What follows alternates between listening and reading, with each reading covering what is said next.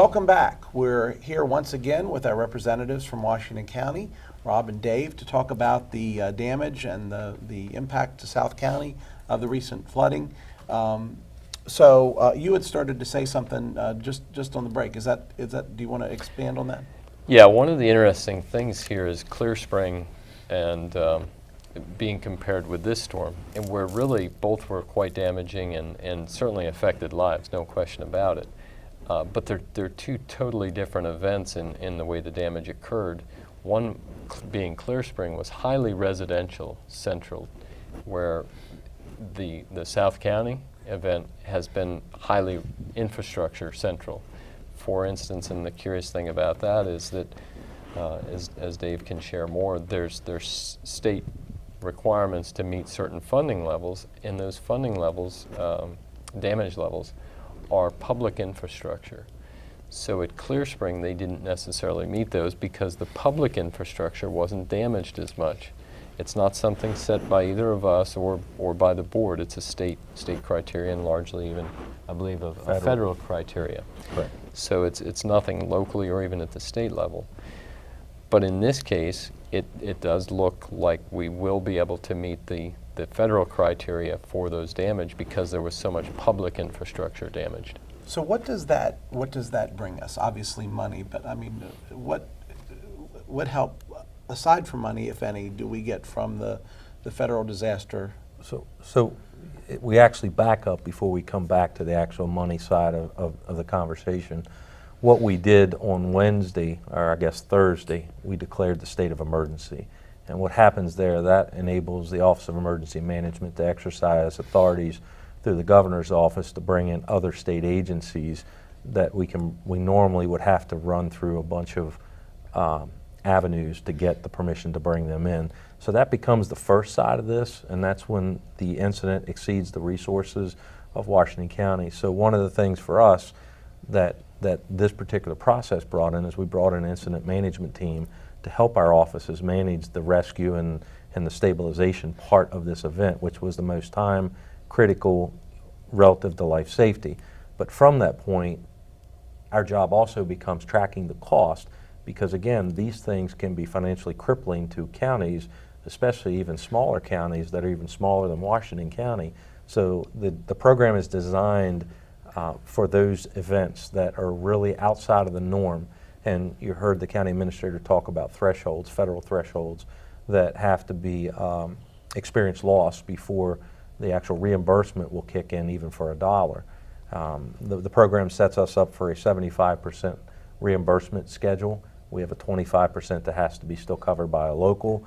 But in this case, you're talking millions of dollars, multi-millions of dollars of loss to the public infrastructure. So it positions government to be in a position to make some of those emergency decisions that if you weren't looking at some type of relief, you might have to be a little bit more financially frugal and try to figure out how to do this with some reduction in costs that might actually cause an increase in the time to actually restore the infrastructure. So each program in and of itself is not designed to do one particular thing. They're all designed to blend together to provide an efficient return to what you would call normal, or the new normal, to an area that's affected by things like this. So I got to ask, this area that was affected, is all of that area considered in a floodplain? I should have looked at that on a map. No. But No. The lower areas are in the valleys, and that was one of the most, that was one of the largest reasons for the damage that we have is South County is highly topographical and change, and the valleys created the concentrations of flows that did so much damage. Very much like other storms like Ellicott City just experienced, or Clear Spring even longer ago. The water comes channeled in that valley, and that's where it gets so much energy and so much quantity that even though all of it's not in the floodplain, the valleys through South County are very long. yeah. I'd like to take just sort of a step back to where we were talking about with the federal aid. If the county's unable to get that federal aid, or even with, like you said, the 75% reimbursement, this money would be coming from money meant for other projects for years to come. What does that look like practically, sort of in the long term for the county? what would be the effect on citizens, contractors, businesses in the area in general of the county not being able to do everything that it planned to? So one of the fortunate places that the board and prior leadership and current leadership has placed the county in is to be financially sound. So we have reserves, and I want to be clear. There's difference between operating reserves and capital reserves. So we have reserves that can make this a sustainable through time, but it is going to affect drainage projects and other projects. Hopefully not other bridge projects, but maybe small culverts and that type of thing that we would have liked to replace. If we don't get the 75%, and we do have multi-millions worth of dollars of damage, certainly we're going to have to go back and determine what that value is, and then what projects have to come off the books to go ahead and make way for these, because these are essential services down in South County, and just like anywhere else in the county, if they were damaged or destroyed, that would be the priority to get them back in place before we grow any new infrastructure. Having been the former county engineer, and when you go back and look at Clear Spring and what happened, did what we do back years ago, 3-4 years ago, keep the center of Clear Spring from having a problem this year? No, the Clear Spring item was they probably received about 3.5 inches of rain this event, whereas the last event was closer to this 7.6. It was actually But they didn't have a problem. 6.5%. They did not have the problem in Clear Spring this time as like they did the last time. They didn't, and it was a different nature. So many Okay. different things varying. Upstream where the event was, they did have issues, no question about that. But they didn't have the flooding on the wide scale basis that they did previously. So from a practical perspective, as you look at these repairs, how much of this work is stuff that fall in a category that the county actually has people that can do part of the work, or is all of this going to need to be contracted out to other firms? How does that work? It's, for instance, the bridge at Garrett's Mill is one that's clearly going to be a contract work. The contract work will be at Chestnut Grove, where our folks, given enough time and maybe some additional equipment, could do it. There's no doubt, but to get it done quicker, that's contract work. A lot of the work they've really amazed me, like Valley Road. The fact that they have that open now, if you saw it before a week ago, that it's open is incredible. So it's going to be a blend, just like the state services that Dave talked about. It's a blend of highway department, environmental management, which they have a vac truck and cameras and equipment that can see underwater and in pipes, which is what we need right now. It's a hybrid between the two, contract and highway forces.